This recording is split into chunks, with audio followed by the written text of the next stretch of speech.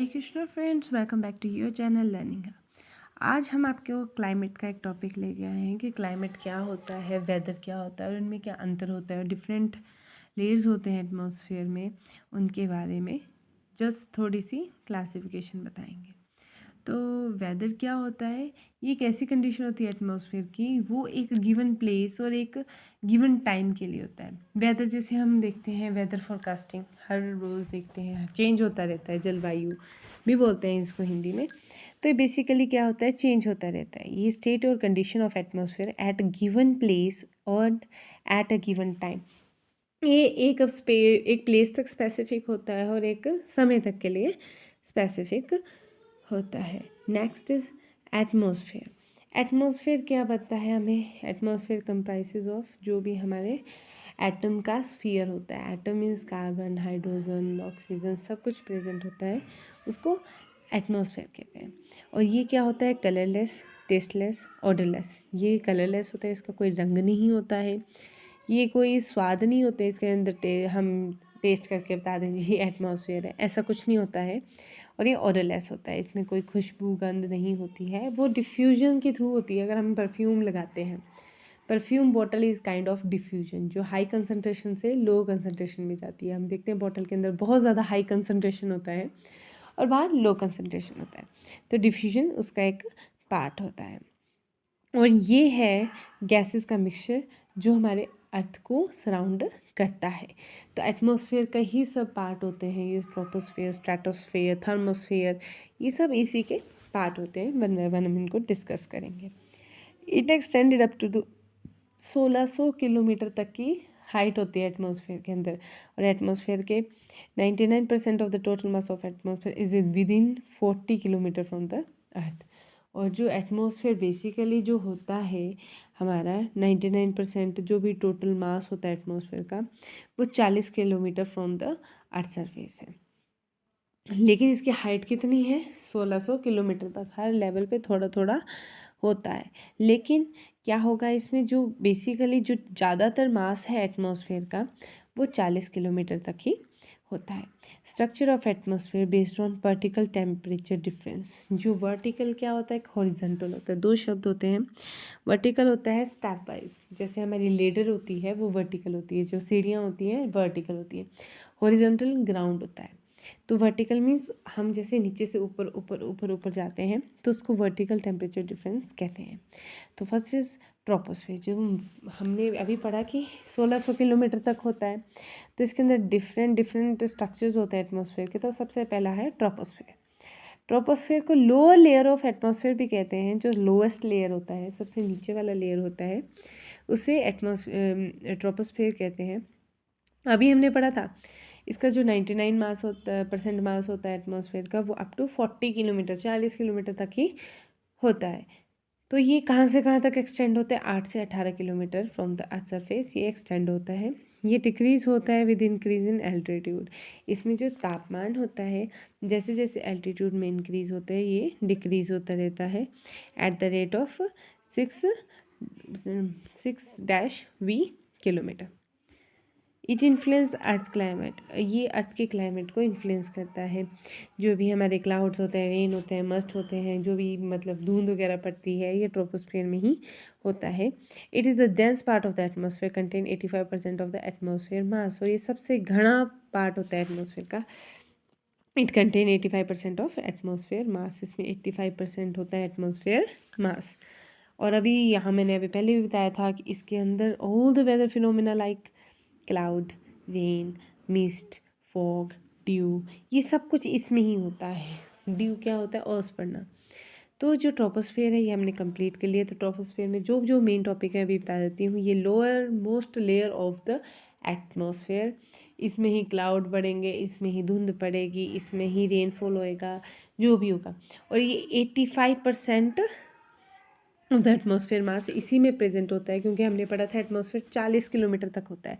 तो ये तो 8 to 18 किलोमीटर तक ही है।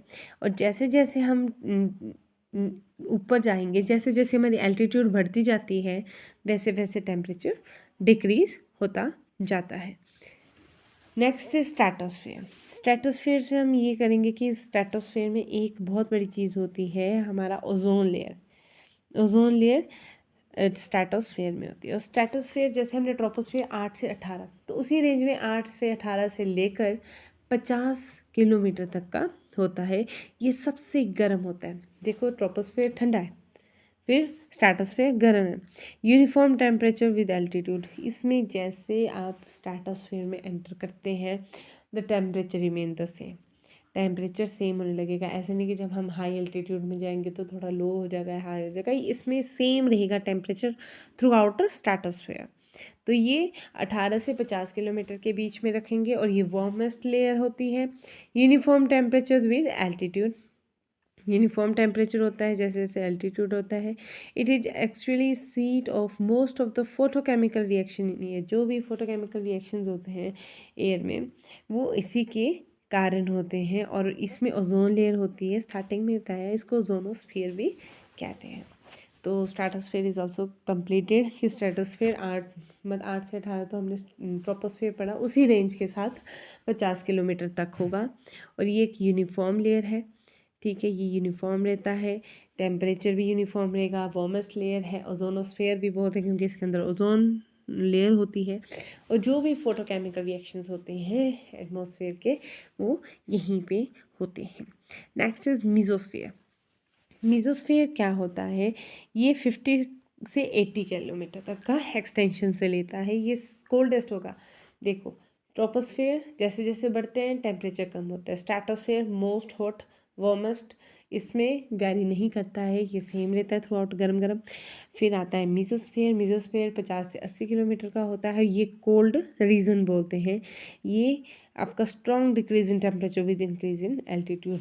जैसे हमने ट्रोपोस्फेयर में है तो चलो ठीक है टेम्परेचर कम होता है, लेकिन जब हम इसके मीजोस्फेयर में जाते हैं जैसे जैसे हमारी एल्टीट्यूड बढ़ती है वैसे वैसे उनका टेम्परेचर बहुत ही ज़्यादा स्ट्रांगली डिक्रीज होता है। नेक्स्ट है थर्मोस्फेयर। थर्मोस्फेयर को आउटर मोस्ट लेयर भी कहते हैं, जो एक्सोस्फेयर भी कहते हैं। ऐसे तो आइनोस्फेयर्स भी होते हैं, बहुत सारे स्फीयर्स होते हैं। मेरी एक वीडियो है उसमें मैंने बहुत अच्छे से समझाया है, आज मैं तो डिस्क्रिप्शन में ऐसे से हल्के से बता रही हूँ। तो थर्मोस्फेयर को एक्सोस्फेयर भी कहते हैं। ये 80 किलोमीटर टू 1600 किलोमीटर तक होता है। Lower layer of the atmosphere is ionosphere. अभी एक वीडियो में तो मैंने डायग्रामेटिकली मैंने एक्सप्लेन किया है, उसको भी देखिए आप मेरे लिंक में जाकर, उसके नीचे ही नीचे में है। अदरवाइज जो इसका थर्मोस्फेयर है उसका नीचे वाला जो लेयर है उसको आइनोस्फेयर कहते हैं, जो ऊपर वाला लेयर होता है उसको एक्सोस्फेयर कहते हैं। और ये 80 टू 1600 किलोमीटर तक होता है। Long distance radio communication is made possible through the this ions layer.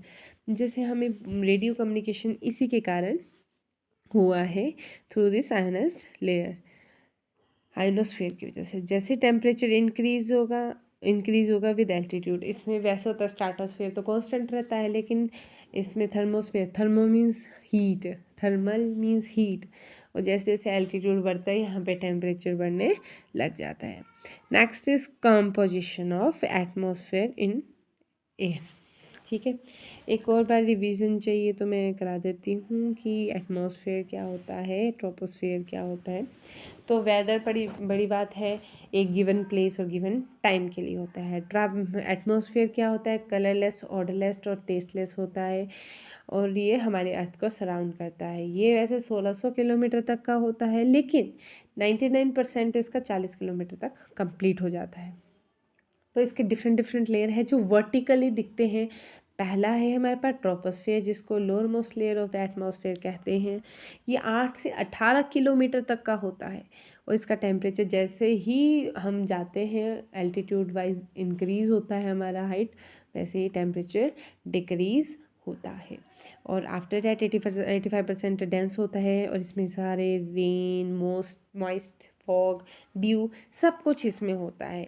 ये हमारे क्लाइमेट को इन्फ्लुएंस करता है। Next stratosphere. स्ट्रेटोस्फियर इसके ऊपर आ जाते हैं, 8 से 18 से 50 किलोमीटर तक की रेंज में होता है। सबसे ज़्यादा गर्म होता है, ये गर्म ही रहता है। इसको ओजोनोस्फेयर भी कहते हैं क्योंकि इसमें ओजोन लेयर भी होती है, और इसमें सारे फोटोकेमिकल रिएक्शंस भी होते हैं जो एटमॉस्फेयर में होते हैं।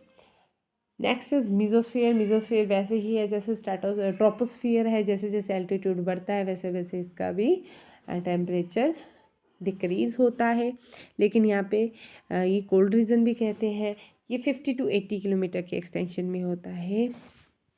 थर्मोस्फियर, थर्मोस्फियर को दो उसमें किया है, लोअर मोस्ट को आइनोस्फियर, आउटर मोस्ट को एक्सोस्फियर के नाम से जानते हैं। और इसकी हाइट 82 से 1600 किलोमीटर तक की होती है। और ये